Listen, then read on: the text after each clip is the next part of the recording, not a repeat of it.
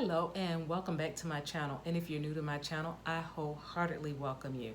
Today I'm going to talk to you a little bit about vertigo and my encounter with vertigo. Many years ago, I was working at an office and I had been there a very long time. So I decided on this particular day that I was going to take the shortcut and go through the break room to get to the other side of the building instead of going all the way around. And shame on me, I should have got the exercise. Maybe I should not have, because then I wouldn't have noticed or known what was going on with my body. I went into the break room and the door was open because we had to use our little key card, if I remember correctly. We had to use our key card to get in. So I go through the break room and yeah, I ran completely into the door frame. So I went on about my business, came back to my desk, but I was not feeling my best. And I was like, well, maybe I really hurt myself when I ran into the door. So about an hour or so later, I'm still not feeling good. It's like everything is like coming at me, just everything, papers, people. It's just like everything was surrounding me. And I was like, something is not right. And then I started to feel nauseous. So I wrote my husband's name and number down on a piece of paper, and we had the cubicles that was set up that had the little landings where you can write and things like that. So I wrote my husband's name and number down on a piece of paper and I slapped it on the tabletop or the top of the cubicle. And I told my coworker, I say, call my husband, please. Bam! And I slammed it on top of the desk. He said, are you okay? And the next thing I remember is that I had passed out. An hour later, they were like trying to revive me and they took me to the emergency room. And my husband came then. He met me at the emergency room. So going through all of that, I get to the ER and the doctor says, well, what happened? And I said, well, I ran into the door frame, which was unusual because I'd been at this company for a very long time. I said, but nothing's really different other than the fact that I trip up and I fall a lot too lately. And he says, He said, okay, well, it looks like you have vertigo. So I'm gonna go ahead and give you a prescription. You take a couple of days off and then make an appointment to see your primary care physician.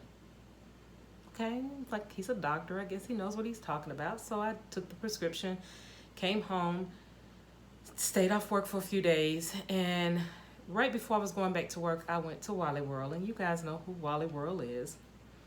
I went to Walmart and I said, this is a test of time for me because all I could see is kids running in front of me and shopping carts, everything. Everybody's going around me like this. And I was unstable and I'm holding on to the shopping cart because I'm afraid that I'm going to fall. And within 10 minutes of being in that store, I had to leave. I said, no, I cannot do this. I left the store. And to this day, many, many years later, I cannot go into the stores like Walmart or even the grocery store without spazzing out. It just really took me down. It was just something unusual about all of the activity, noises, kids screaming over here and running in front of you. And I'm like, I'm gonna hit somebody's child if they do not stop running in front of me. The children would not be nowhere near me. They would be on the other side. But it was just that everything was so close in vision, but it was all clutter. Something as simple as going to the mall, women love to shop. I can't do that, and I couldn't do it at that point because of what they said was vertigo. I mean, I would go into the mall, and if they have carpet with the patterns in it, it would be a complete disaster for me. I could not walk the malls. I could not look at floors where even something as simple as black block, white block, black block, white block, anything that is not straight across the board the same, I could not do it. It actually had me dizzy. I'm holding on for dear life. I'm walking in the mall with my husband or my friends and I'm grabbing onto them, and within 5 minutes of being in the mall, I'm like, I gotta go back to the car. I was no fun in the mall with my family and friends, no. And that is unusual, but that was one of the things that vertigo did to me. And I made an appointment to go see my primary care physician after that. So I get to see my primary care physician and I said, hey, they gave me some medicine and it's not working. They said it's vertigo. And they were like, well, what other symptoms are you having? And I'm like, well, nothing's changed from when I filled it out at the beginning of the year. Only thing different is that I'm like seeing double, or, everything is like going around and around and around. And she says, well, we're going to change your prescription and see if that works for you. And then we'll just see you in about 2 weeks and see how that works for you. Okay, so I took the prescription.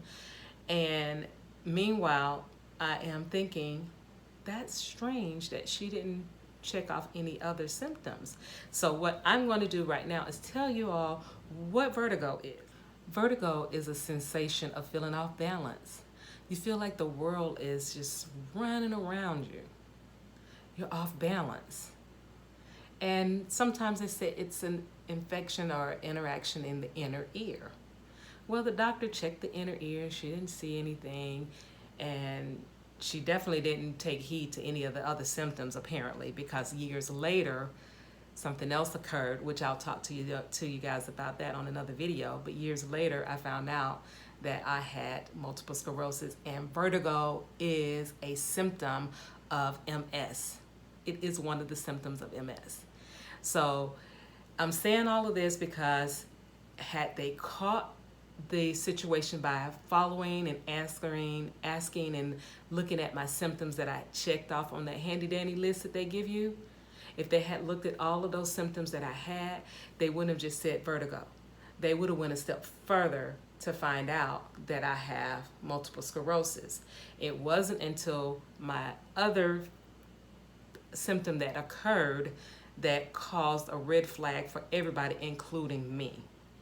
And my new primary care physician, she was honest enough to say, can't take your money because it's not going to help. We need to get you some other diagnosis. We're going to go ahead and send you to an ophthalmologist, not an optometrist. We need you to go to an ophthalmologist. And she found an ophthalmologist I found an ophthalmologist on her list, and I'll tell you guys about that on another video because this is a shorty. So I went to the ophthalmologist, and she saw what was wrong with me through my eyes. Your eyes is very important. You can see a lot by reading the eyes, and that's what she did. She found out what was wrong with me through looking at my eyes. But not only that, she took it a step further, got me more testing before she finally said, yeah, you have multiple sclerosis. She told me you have multiple sclerosis, and then she goes ahead and she says, we're going to get some more testing for you. We did the additional test, came back to her. She says, it's 100% what I thought it was. You've got your second opinion. You got your first opinion through me. You got your second opinion through the ear, nose, and throat. You got your third opinion through the neurologist. Now we got to get you situated so that you will not have any more downfalls. So guys, I am telling you these things. I am having these videos to let you know when you have those symptoms, you get the symptom here, it starts here. Don't let it go all the way over here so you can say, uh-oh, coulda, shoulda, woulda. Because if you don't catch it then, you never know what happens. If you catch it here, early detection.